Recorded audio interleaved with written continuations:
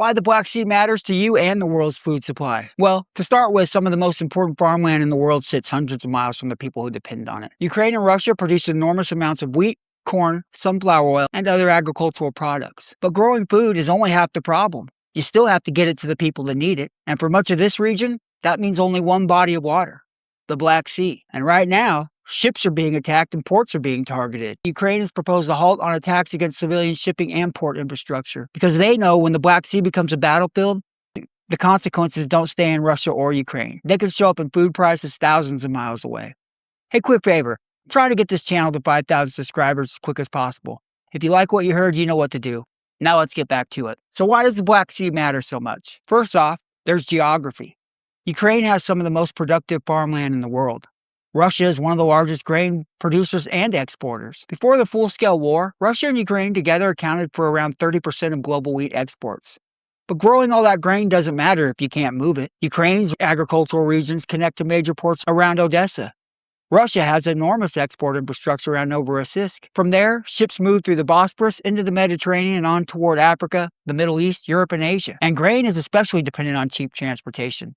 It's heavy, it's bulky, and moving millions of tons requires ships, terminals, warehouses, railroads, and functioning ports. Ukraine can move some grain by train and some through the Danube, but replacing the Black Sea would be extremely difficult. And that's why a missile hitting a grain terminal can almost matter as much as a missile hitting a ship. Damage the port, it raises insurance costs, making shipping companies nervous.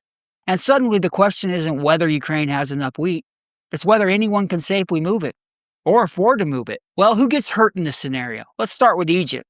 Egypt imports millions of tons of wheat every year. A large share of that wheat traditionally comes from Russia and Ukraine. So if Black Sea shipping becomes unreliable, Egypt still needs bread, and so it's going to have to find it somewhere else. France, Romania, the United States, but Egypt isn't the only country looking. Other countries across North Africa, the Middle East, and Asia are competing for the same supplies. That's when a shipping problem becomes a price problem. The world doesn't suddenly run out of wheat, but buyers have to find it somewhere else.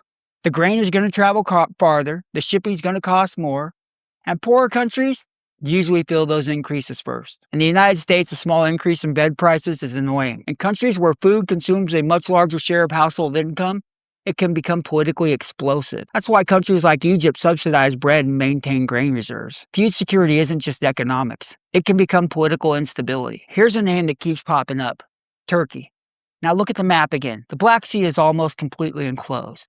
If a ship wants to reach the Mediterranean, it has to pass through Turkey, through the Bosporus, past Istanbul. That gives Turkey an extraordinary geographic position. And there's another layer: the Montreux Convention. So signed in 1936, and it still governs passage through Turkey to this day. Merchant ships generally have freedom of passage. Warships, they face tighter restrictions though. When Russia invaded Ukraine in 2022, Turkey invoked the convention and restricted the movement of warships belonging to the combatants. So Turkey sits in a pretty remarkable position, and it's a NATO member. While it does support Ukraine in some areas, it also maintains major economic and political ties with Russia. And because Ankara can talk to both sides, Turkey helped broker the Black Sea Grain Initiative in 2022. For roughly a year, Ukrainian grain moved through an active war zone under an agreement coordinated in Istanbul. Well, that agreement eventually collapsed. But Turkey remains central to almost every conversation about restoring safer shipping. And that's because Turkey doesn't just sit near the Black Sea. Turkey sits at the exit of the Black Sea. So, are we heading towards another food crisis? Right now, probably not.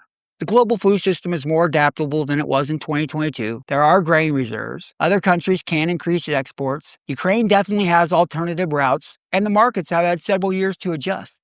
But there are limits. Russia is the world's largest wheat exporter. Ukraine remains a major agricultural exporter.